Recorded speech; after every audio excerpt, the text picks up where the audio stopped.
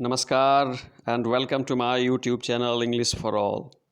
This is Manish Rai. आज प्रस्तुत है वर्ग 12वीं से ए चाइल्ड इज़ बॉर्न का पार्ट 2। जी, ए चाइल्ड इज़ बॉर्न, जिसको लिखा है Australian feminist writer Germaine Greer ने, उसका ये पार्ट 2 है, जहां हम लोग पैराग्राफ नंबर 4 और पैराग्राफ नंबर 5 पढ़ने और समझने की कोशिश करेंगे। तो आइए पैराग्राफ नंबर 4 से a child is born written by Australian feminist writer Germaine Greer की शुरुआत करते हैं। बच्चों, लिखा है कि in many societies women still go forth from their mother's house at marriage to live with a mother-in-law and the wives of their husband's brothers। बच्चों, इन many societies यानी बहुत सारे समाजों में, जिसमें हम भारतवासियों का समाज भी आता है, women still go forth from their mothers house, कि महिलाएं जो होती हैं, स्त्रियां जो होती हैं, लड़कियां जो होती हैं ना, अपने माँ के घर से चली जाती हैं। एट मैरिज, विवाह के बाद लड़कियां जो होती हैं अपने माँ के घर को छोड़ देती हैं, अपने माँ के घर से चली जाती हैं। To live with a mother in law, सासू माँ के साथ रहने के लिए। And the wives of their husbands brothers, और अपने पति के भाइयों की पत्नियों के साथ रहने के लिए लड़की अपने माता के घर को छोड़ देती है, अपने माँ के घर से शादी के बाद चली जाती है। कहने का मतलब है कि जर्मन ग्रीर कहती हैं कि इन मेनी सोसाइटीज़, बहुत सारे समाजों में महिलाएं जो होती हैं ना, विवाह के बाद अपनी माँ के घर को छोड़ अपने पति की माँ के साथ और अपनी पति के भाइयों की पत्नियों के साथ रहने के लिए चली जाती हैं। It's a truism of anthropology. बच्चों, एंथ्रोपोलॉजी का मतलब होता है मानव विज्ञान। It's a truism of anthropology, यह मानव विज्ञान का एक घिसा पिटा सिद्धांत है। That such women don't become members of their new family until they have borne a child. बच्चों, मानव विज्ञान का यह घिसा पिटा सत्य है, दैट सच वुमन, कि ऐसी औरतें जो विवाह के बाद अपनी माँ के घर को छोड़ अपने पति के घर चली जाती हैं, don't become members of their new family, अपने नए परिवार का डोंट बिकम मेंबर्स, सदस्य नहीं बनती हैं, until they have born a child, जब तक वह लड़की माँ नहीं बन जाती है, जब तक वह लड़की एक शिशु को जन्म नहीं दे देती है, तब तक वह अपने पति के परिवार का सदस्य नहीं बन पाती हैं। यह मानव विज्ञान का एक घिसा पिटा सत्य है। If we consider that in such societies, आगे जर्मन ग्रीर कहती हैं कि इफ़ वी कंसीडर, यदि हम ये सोचते हैं, यदि हम ये विचार करते हैं, दैट इन सच सोसाइटीज़, के ऐसे समाजों में the marriage was quite likely to have been arranged, ऐसे समाजों में जहाँ पे लड़की शादी के बाद माँ के घर को छोड़ पति के घर रहने चली जाती है, और जब तक शिशु का जन्म न हो जाए, जब तक वह माँ नहीं बन जाए, तब तक वह अपने नए परिवार मतलब पति के परिवार का सदस्य नहीं बन पाती हैं। तो जर्मन ग्रीर कहती हैं कि ऐसे समाजों में जहाँ पे ऐसा होता है, the marriage was quite likely to have been arranged, ऐसे समाजों में शादी जो होती है ना, जो विवाह जो होती है, वह अरेंज्ड होती है, वह माता पिता के द्वारा तय की जाती है, न कि लड़के और लड़की अपने पसंद से करते हैं।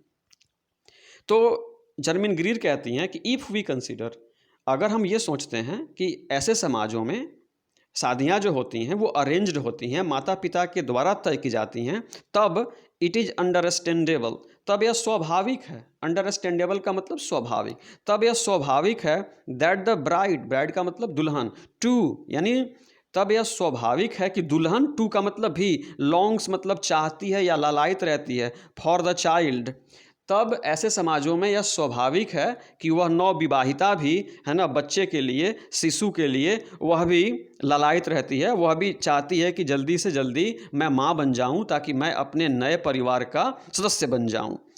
For the child who will stand in the same intimate relationship to her as she with her own mother, वह नवविवाहिता भी लड़के के लिए तरसती है, उसके लिए वह भी व्याकुल रहती है, वह भी चाहती है कि वह माँ बन जाए। क्यों बन जाए, सुनिए। Who will stand in the same intimate relationship, intimate relationship का मतलब था घनिष्ठ संबंध, to her as she with her own, जैसे वह नवविवाहिता अपने माँ के साथ घनिष्ठता के साथ खड़ी हो पाती हैं, तो नवविवाहिता चाहती हैं कि मुझे भी कोई संतान हो जाए कि जिस प्रकार से मैं अपने माँ के सामने, मैं अपनी माँ के साथ घनिष्ठता के साथ खड़ी होती हूँ, तो मेरा संतान भी मेरे साथ घनिष्ठता के साथ खड़ा हो। इसलिए वह लड़की भी चाहती है कि मैं जल्दी से माँ बन जाऊँ। द वेस्टर्न इंटरप्रिटेशन, बच्चों जो ये इंटरप्रिटेशन देख रहे हैं ना, इसका मतलब होता है व्याख्या। अब सुनिए, द वेस्टर्न मतलब पश्चिम, यानी यूरोप के लोग इस चीज़ को कैसे लेते हैं। मतलब शादी के बाद माँ के घर को छोड़ पति के घर चले जाना, जब तक संतान न हो पति के घर का सदस्य नहीं बनना, या यह सोच रखना कि जिस प्रकार से मैं अपने माँ के बगल में खड़ी होती हूँ वैसे ही मेरे बगल में मेरा संतान खड़ा हो।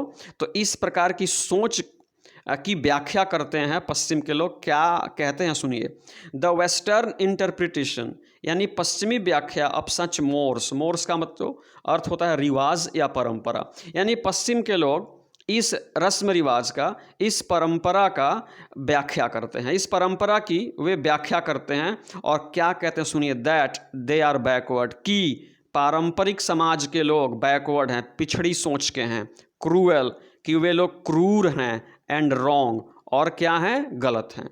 यानी पश्चिम के लोगों का मानना है कि शादी के बाद माता के घर को छोड़ करके पति के घर जाना, जब तक माँ नहीं बन जाना तब तक उस परिवार का सदस्य नहीं बनना, इत्यादि प्रकार की सोच बैकवर्ड है, ये पिछड़ी है। और पारंपरिक समाज के लोग क्रूएल हैं, मतलब क्रूर हैं, एंड रॉन्ग गलत है। इट इज़ एज्यूम्ड, यानी पश्चिम के लोगों का मानना, इट इज़ एज्यूम्ड यह माना जाता है, यानी पश्चिम के लोगों का मानना है दैट द सेक्सुअल रिलेशंस, यानी जो शारीरिक संबंध होता है, जो दैहिक संबंध होता है बिटवीन द स्पाउसेस। बच्चों स्पाउसेस का मतलब होता है पति पत्नी। तो पश्चिम के लोगों का यह मानना है कि पारंपरिक समाज में the sexual relations between the spouses, पति पत्नी के बीच जो शारीरिक संबंध स्थापित होता है, जो दैहिक संबंध स्थापित होता है, आर परफंक्टरी, ये परफंक्टरी है, मतलब बिना मज़ा बिना आनंद के किया गया काम है। यानी यह शादी हो जाने के कारण होता है, न कि लड़का और लड़की की इच्छा से होता है। कहने का अर्थ है कि पश्चिम के लोगों का ये मानना है कि पारंपरिक समाजों में पति और पत्नी के बीच जो सेक्सुअल रिलेशंस होता है, जो शारीरिक संबंध होता है ना, वो क्या है, परफंक्टरी है, मतलब बिना मज़ा बिना आनंद के किया गया कार्य है। वो उसको ड्यूटी के रूप में करते हैं, न कि इंजॉयमेंट के रूप में। एंड एक्सप्लॉइटेटिव, और ये शोषणकारी भी है और ये दमनकारी भी है। ऐसे परिवारों में महिलाओं का शोषण भी होता है, महिलाओं का दमन भी होता है। And that all mothers in law are unjust, और पश्चिम के लोगों का बच्चों ये भी मानना है कि ऑल मदर्स इन लॉ, जितनी सासू माताएं होती हैं ना, पति की जो माएँ होती हैं ना, आर अनजस्ट, बड़ी अन्यायी होती हैं। एंड विंडिक्टिव, और बच्चों वह अपनी बहुओं का उत्पीड़न करती है। विंडिक्टिव, वह अपनी बहुओं का उत्पीड़न करती है, वह अपनी बहुओं को अपनी बेटी की तरह ट्रीट नहीं करती हैं। फिर से समझिए बच्चों, पश्चिम के लोग जो पारंपरिक समाज है ना, उसके जो रस्म रिवाज हैं उसको वो लोग पिछड़ा मानते हैं, क्रूएल, उसको निर्दयी मानते हैं, एंड रॉन्ग गलत मानते हैं। उनका ये मानना है, it is assumed that the sexual relation between the spouses, कि पारंपरिक समाजों में पति और पत्नी के बीच के जो रिश्ते होते हैं, जो शारीरिक संबंध होते हैं ना, वह आनंद के लिए किया गया कार्य नहीं होता, बल्कि वह एक ड्यूटी होती है। और पत्नियों की जो माता होती हैं ना, अनजस्ट होती हैं, अन्यायी होती हैं, एंड विंडिक्टिव, और लड़ाकू होती हैं, और वो बहुओं का उत्पीड़न करती हैं। ये मानते हैं पश्चिम के लोग पारंपरिक समाज के बारे में। आगे देखिए, आगे जर्मन ग्रीर कहती हैं कि one of the greatest difficulties in the way of feminists. बच्चों फेमिनिस्ट का मतलब होता है स्त्रीवादी, नारीवादी या नारी पक्षधर। कह रही हैं कि one of the greatest difficulty, यानी सबसे बड़ी बाधाओं में से एक है, in the way of feminists, यानी नारीवादी महिलावादी जो लोग हैं ना, उनके राह में मतलब बहुत सारी समस्याएं हैं, डिफ़िकल्टीज़ हैं, लेकिन उन समस्याओं में से एक बहुत बड़ी समस्या ये गिना रही हैं, आप आगे समझेंगे। हु आर नॉट सोविनिस्टिक, इस वर्ड को पढ़िएगा, सोविनिस्टिक, इसका मतलब होता है पुरुष श्रेष्ठतावादी।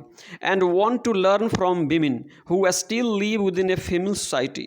बच्चों कह रही हैं जर्मन ग्रीर कि जो नारीवादी लोग हैं तो है ना, उनके राह में एक बहुत बड़ा रोड़ा है, और ये नारीवादी हु आर नॉट सबइनिस्टिक, ये पुरुष श्रेष्ठतावादी नहीं है, ये पुरुषों को श्रेष्ठ नहीं मानती हैं। And want to learn from women who still live with in a female society, और फीमेल सोसाइटी में यानी महिला समाज में रह रही महिलाओं से वह कुछ वांट टू लर्न, वह कुछ जानना भी चाहती हैं, कुछ सीखना भी चाहती हैं, उनके बारे में सुनना भी चाहती हैं। वे पुरुष को श्रेष्ठ नहीं मानती हैं, वे नारीवादी हैं, लेकिन उनके राह में एक बहुत बड़ा रोड़ा है। समझिए, is the tendency of those women, tendency का मतलब होता है प्रवृत्ति, of those women to withdraw into silent opposition. बच्चों, साइलेंट का मतलब होता है मुक, और खिलाफ, और अपोजिशन का मतलब होता है विरोध या खिलाफत।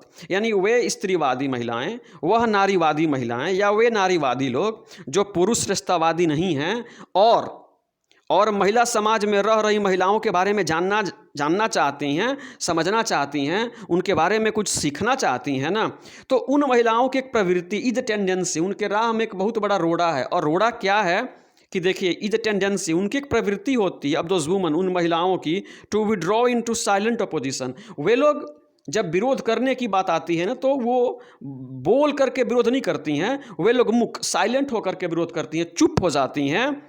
When participating in international fora, जब इंटरनेशनल फोरा में, जब विदेशी मंचों पे, जब विदेशी संगोष्ठियों में, जब विदेशी सम्मेलनों में, when participating, वे हिस्सा ले रही होती हैं ना, conducted in languages which they cannot speak with fluency।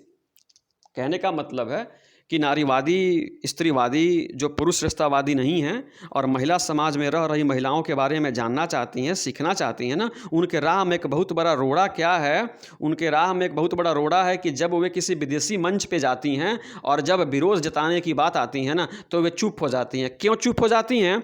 क्योंकि they can't speak with fluency, क्योंकि उस मंच पे मंच का संचालन जिस भाषा में हो रहा होता है ना, वह भाषा इन महिलाओं को आता ही नहीं है। देखिए, लिखा हुआ है कि व्हेन पार्टिसिपेटिंग इन इंटरनेशनल फोरा, अंतर्राष्ट्रीय सम्मेलनों में, अंतर्राष्ट्रीय मंचों पे जब ये नारीवादी, स्त्रीवादी जाती हैं ना, conducted in languages which they can't speak with fluency, यानी उस भाषा में वह सम्मेलन होता है जिस भाषा को यह धारा प्रवाह, फ्लुएंसी या धड़ल्ले से बोल नहीं पाती हैं, तब वहाँ पे बोलने के बजाय ये लोग चुप हो करके अपने विरोधों को दर्शाती हैं, और चुप रह करके विरोध दर्शाना ये उनकी राह का बहुत बड़ा रोड़ा है।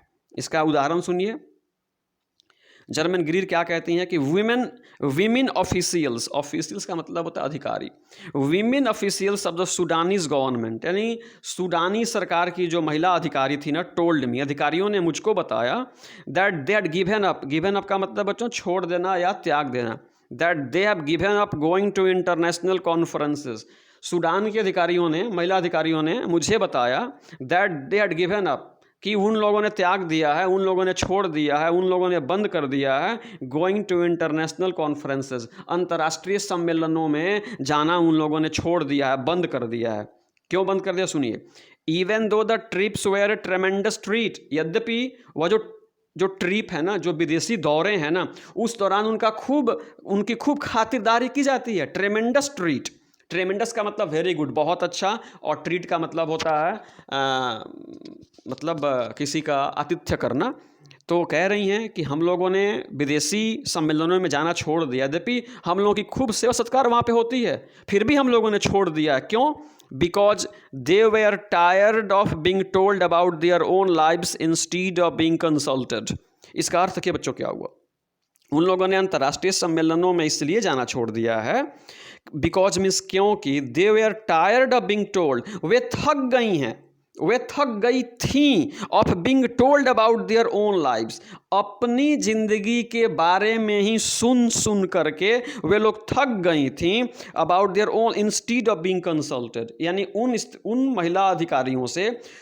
महिला अधिकारियों से परामर्श लेने के बजाय, उनसे सुनने के बजाय, उन महिला अधिकारियों के बारे में, उन्हीं के जीवन के बारे में इतनी जानकारियां दी जाती थी कि अपने बारे में सुन करके वे महिला अधिकारी थक गई थी। उनसे न परामर्श लिया जाता था, न उनको कुछ कहने का मौका मिल पाता था, बल्कि उनको उनके ही बारे में बताया जाता था। तो ये सुन करके वे अधिकारी थक चुकी थी, इसलिए अंतर्राष्ट्रीय सम्मेलनों में जाना उन लोगों ने छोड़ दिया। आइए नंबर 5 चलते हैं बच्चों। 10 का मतलब होता है इस प्रकार, वी इन द वेस्ट हम लोग पश्चिम के लोग, यानी हम जो पश्चिम के देश अर्थात यूरोप में वास करते हैं, रहते हैं ना, would regard it at outrageous. बच्चों, आउटरेजियस का मतलब होता है घृणित या अपमानजनक, यानी हम पश्चिम के लोग, हम यूरोप के लोग रिगार्ड इट आउटरेजियस, हम लोग इसको घृणित मानते हैं, हम लोग इसको अपमानजनक मानते हैं, हम लोग इसको बुरा मानते हैं। That a woman could lose her own name and become known as the mother of a first born. बच्चों, ये कहते हैं कि हम पश्चिम के लोग, हम यूरोप के लोग इस चीज़ को घृणाजनक मानते हैं, इस चीज़ को अपमानजनक मानते हैं। दैट ए वुमन, कि एक स्त्री could lose her own name, कि एक औरत, एक स्त्री, एक लड़की, एक महिला अपने नाम को खो देती है। Could lose her own name, अपने स्वयं के नाम को खो देती है। एंड बिकम नोन, और जानी जाती है as the mother of her first born, यानी जब वह लड़की जब अपने माँ के घर को छोड़ अपने पति के घर जाती है और जब उसका प्रथम संतान होता है तो वह अपने प्रथम संतान के नाम से, देखिए बच्चों, ऑफ हर फर्स्ट बॉर्न, यानी वह अपने प्रथम संतान के नाम से जानी जाती है और उसका स्वयं का नाम वहीं पे मिट जाता है। इस चीज़ को हम पश्चिम के लोग अपमानजनक मानते हैं, बहुत बुरा मानते हैं, बहुत घृणित मानते हैं। बच्चों, जैसे हम पारंपरिक समाज के हम भी हैं, आप भी हैं, तो पारंपरिक समाजों में जब नवविवाहिता आती है ना और जब वह एक बच्चे की माँ बन जाती है तो मान लीजिए कि उसके बच्चे का नाम लड्डू रखा गया तो लोग उसको लड्डू की माँ के नाम से पुकारते हैं। अगर बच्ची हो गई तो मान लीजिए कि उसका नाम मीना हो गया तो मीना की माँ के नाम से पुकारते हैं, न कि उस औरत को उसके नाम से पुकारते हैं। तो जर्मन ग्रीर कहती हैं कि हम पश्चिम के लोग इस चीज़ को अच्छा नहीं मानते हैं कि शादी के बाद औरत के खुद का नाम मिट जाए और वह अपने प्रथम संतान के नाम से जाना जाए। हम लोग इस चीज़ को अच्छा नहीं मानते हैं। Although of course most of us don't protest, कह रही हैं कि यद्यपि मोस्ट ऑफ अस, हम में से अधिकांश लोग, मोस्ट ऑफ अस, हम में से अधिकांश लोग डोंट प्रोटेस्ट, इसका विरोध नहीं करते, against the sinking of the women's lineage. बच्चों, सिंकिंग का मतलब होता है डूबना, धंसना। वीमेंस लिनिएज का मतलब होता है महिलाओं की वंशावली, under her husband's name at marriage.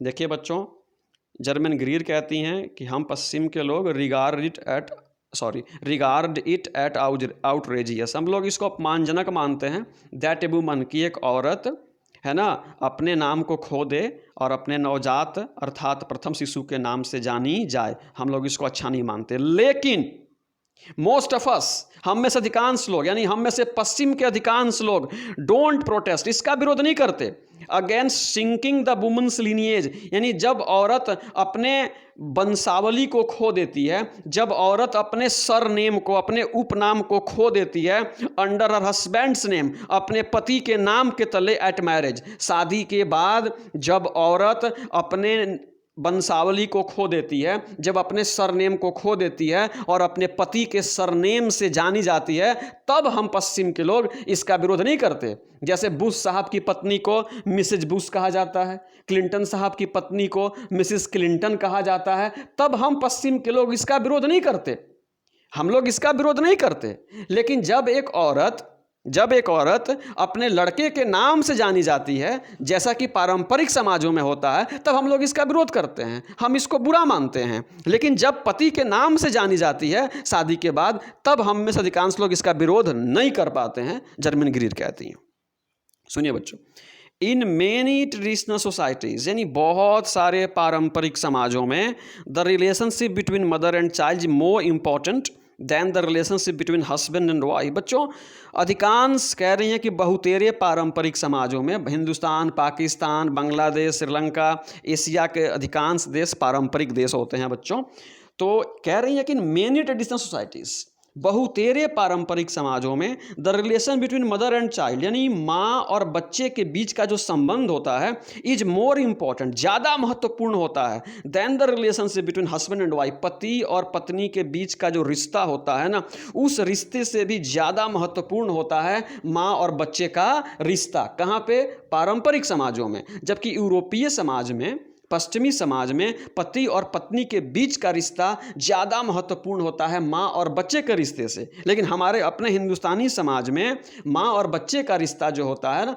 पति पत्नी के रिश्ते से भी ज़्यादा महत्वपूर्ण होता है।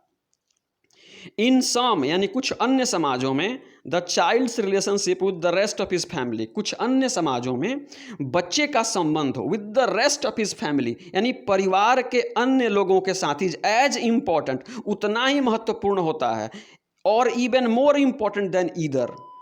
कह रही हैं बच्चों जर्मन ग्रीर कि कुछ समाजों में यानी बच्चे का संबंध परिवार के अन्य लोगों के साथ उतना ही महत्वपूर्ण होता है या कहीं ज़्यादा महत्वपूर्ण होता है दोनों संबंधों से। दोनों संबंध मतलब पति और पत्नी के बीच का संबंध, माँ और बच्चे का संबंध, इन दोनों संबंधों उतना ही महत्वपूर्ण या उससे भी ज़्यादा महत्वपूर्ण बच्चे का संबंध परिवार के अन्य लोगों के साथ कुछ पारंपरिक समाजों में होता है।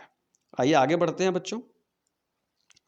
नंबर 16 नंबर पेज पे देखिए, ये लिखा हुआ है a number of social usages. A number of का मतलब होता है बहुतेरे, और सोशल का मतलब हुआ सामाजिक, और यूजेस का मतलब होता है बच्चों व्यवहार या रिवाज। ए नंबर ऑफ सोशल यूजेस यानी बहुत सारे सामाजिक व्यवहार है ना, में स्ट्रेस, ये जोर डालते हैं। स्ट्रेस का मतलब होता है जोर डालना, जोर डालते हैं the child's relationship with the rest of his kin group at the expense of that with his parents. बच्चों एट द एक्सपेंस ऑफ का मतलब होता है को गंवाकर, को खोकर या की कीमत पे। कह रही हैं जर्मन ग्रीर कि ए नंबर ऑफ सोशल यूजेस, बहुत सारे ऐसे सामाजिक व्यवहार हैं, रिवाज हैं जो जोर डालते हैं द चाइल्ड्स रिलेशनशिप यानी बच्चे का संबंध with the rest of his kin group यानी परिवार के अन्य लोगों के साथ ज़्यादा जोर डालते हैं, of that with his parents यानी बच्चे का माता पिता के साथ जो संबंध है उससे भी कहीं ज़्यादा महत्वपूर्ण संबंध, ज़्यादा मजबूत संबंध परिवार के अन्य सदस्यों के साथ हो, इस पर क्या करते हैं, जोर डालते हैं। हिज आंट्स यानी बच्चे की चाचियाँ, एंड अंकल्स और बच्चे के चाचा यानी बच्चे की चाचियाँ और बच्चे के चाचा में be permitted greater physical intimacy. Physical intimacy का मतलब होता है बच्चों शारीरिक घनिष्ठता। जैसे आप यहाँ पे देखिए बच्चों, आप यहाँ पे देखिए, ये है शारीरिक घनिष्ठता, देखिए इस तस्वीर को, ये है शारीरिक घनिष्ठता। तो यहाँ पे ये लेखिका कहती हैं जर्मन ग्रीर कि बहुत सारे समाजों में बहुत सारी प्रथाएं हैं जो बच्चे का संबंध परिवार के अन्य लोगों के साथ ज़्यादा महत्वपूर्ण हो, इस पे जोर करती हैं। तो कह रही हैं कि हिज आंट्स उस बच्चे की चाचियाँ, हिज आंट्स उस बच्चे की चाचियाँ, एंड अंकल्स और उसके चाचा में बी परमिटेड यानी उनको अनुमति दी जाती है ग्रेटर फिजिकल इंटीमेसी ज़्यादा शारीरिक घनिष्ठता का विथ हिम बच्चे के साथ इन पब्लिक का मतलब सबके सामने देन हिज पेरेंट्स। यानी बहुत सारे ऐसे रीति रिवाज हैं जो ये जोर डालते हैं कि बच्चा जो है ना उसके चाचा और चाची, उसके मम्मी पापा से कहीं ज़्यादा शारीरिक घनिष्ठता का संबंध रखें, इस पर बहुत सारी परंपराएं जोर देती हैं। In many traditional societies in Africa and India. बच्चों बहुत सारे पारंपरिक समाज अफ्रीका में और भारत में हैं। In many traditional societies in Africa and India, Bharat और अफ्रीका के बहुत सारे पारंपरिक समाजों में द बायोलॉजिकल फैमिली जो जैविक परिवार है, जो पति पत्नी का जो रिश्ता है ना, जो बायोलॉजिकल फैमिली है, जो जैविक परिवार है, इज डेलिबरेटली जानबूझ करके उस वीकेंड कमज़ोर किया जाता है। कह रही हैं जर्मन ग्रीर, ब्लेम कर रही हैं कि इंडिया और अफ्रीका के बहुतेरे पारंपरिक समाजों में जो बायोलॉजिकल फैमिली है ना, जो ये जैविक परिवार है, उसको जानबूझ करके कमज़ोर किया गया by enforced abstinence. By enforced, बच्चों इन्फोर्स्ड का मतलब होता है वो बाध्य करना, और एब्स्टिनेंस का मतलब होता है संयम। तो कह रही हैं कि पति और पत्नी पर संयम थोप करके, पति और पत्नी पे संयम जबरदस्ती थोप करके, और एक्चुअल सेपरेशन ऑफ पेरेंट्स या माता पिता का जो वास्तविक अलगाव होता है ना, इस in order to strengthen the extended family. जो स्ट्रेंथन का मतलब होता है मजबूत करना, और एक्सटेंडेड फैमिली का मतलब होता है वो विस्तारित परिवार। तो ये जर्मन ग्रीड कहती हैं कि in many traditional societies in Africa and India, Bharat और अफ्रीका के बहुत सारे सामाजिक परिवारों में द बायोलॉजिकल फैमिली यानी जैविक परिवार को इज डेलिबरेटली वीकेंड, जानबूझ करके कमज़ोर किया गया, in order to strengthen the extended family, जिससे कि जो विस्तारित परिवार है, मतलब दादा दादी, चाचा चाची, काका काकी, जो सब लोग एक साथ रहते हैं, तो उसको बोलते हैं संयुक्त परिवार या एक्सटेंडेड फैमिली। तो जर्मन ग्रीर कहते हैं कि अफ्रीका और भारत में बायोलॉजिकल फैमिली यानी जैविक परिवार को जानबूझ करके वीकेंड किया गया, कमज़ोर किया गया, इन ऑर्डर टू, जिससे कि स्ट्रेंथन, मजबूत किया जाए, द एक्सटेंडेड फैमिली, जिससे कि विस्तारित परिवार को मजबूत किया जाए। तो जानबूझ करके कैसे वीकेंड किया गया, समझिए, बाय इनफोर्स्ड एब्स्टिनेंस, यानी पति पत्नी पे, दंपत्ति पे ज़बरदस्ती संयम थोप करके, और एक्चुअल सेपरेशन ऑफ पेरेंट्स, और कभी कभी पति पत्नी में वास्तविक रूप से अलगाव हो जाता है ना, वो डिवोर्स, तलाक हो जाता है, इस कारण भी, है ना, जानबूझ करके बायोलॉजिकल फैमिली को कमज़ोर किया गया, इन ऑर्डर टू, जिससे कि एक्सटेंडेड फैमिली को मजबूत किया जाए। 10 का मतलब इस प्रकार, children are not born at the whim of the parents, इस प्रकार से पारंपरिक समाजों में, एशिया में, इंडिया में, अफ्रीका में, कह रही हैं जर्मन ग्रीर की 10 इस प्रकार, children are not born at the whim of the parents, इस प्रकार से अफ्रीका में और भारत में बच्चों का जन्म, है ना, पति पत्नी की इच्छा से नहीं होता, at the whim of the parents, यानी पति पत्नी की इच्छा से नहीं होता, पति पत्नी के द्वारा किए गए मौज मस्ती के कार्यों से नहीं होता है बच्चे का जन्म, but in response to a broader pressure from the whole group, बल्कि भारत में, पारंपरिक समाजों में, अफ्रीकी समाजों में बच्चे का जन्म पति पत्नी की इच्छा से नहीं होता, उनके द्वारा किए गए मौज मस्ती के कार्यों से नहीं होता, but in response to a broader pressure from the whole group, बल्कि एक बृहद सामाजिक दबाव के कारण, यानी जैसे अपने यहाँ शादी होती है ना, तो अगर शादी के 1 साल तक अगर बच्चे का जन्म नहीं होता है तो लोग काना फूसी शुरू कर देते हैं, परिवार के जितने बड़े बुजुर्ग होते हैं ना, वे दबाव डालने लगते हैं कि 1 साल हो गया अब तक आप पिता नहीं बने, 1.5 साल हो गया अब तक आप माँ नहीं बनी, तो नातेदार रिश्तेदार भी दबाव डालते हैं। तो पारंपरिक समाजों में बच्चों का जन्म इन घर के बड़े बुजुर्गों, नातेदारों, रिश्तेदारों और मेहमानों के दबाव के कारण बच्चे का जन्म होता है, न कि पति पत्नी की इच्छा से जन्म होता है। ये जो लेख है ना, यह छपा हुआ है, नीचे आप पढ़ लेंगे कि किस पत्रिका में छपा हुआ है। तो ये रहा ए चाइल्ड इज़ बॉर्न का पार्ट 2। बच्चों, इसकी अगली वीडियो बहुत जल्दी अपलोड की जाएगी, पार्ट 3। तब तक आप लोग इसको पढ़ें, इसको समझें, और वीडियो समाप्त करने से पहले जय हिंद।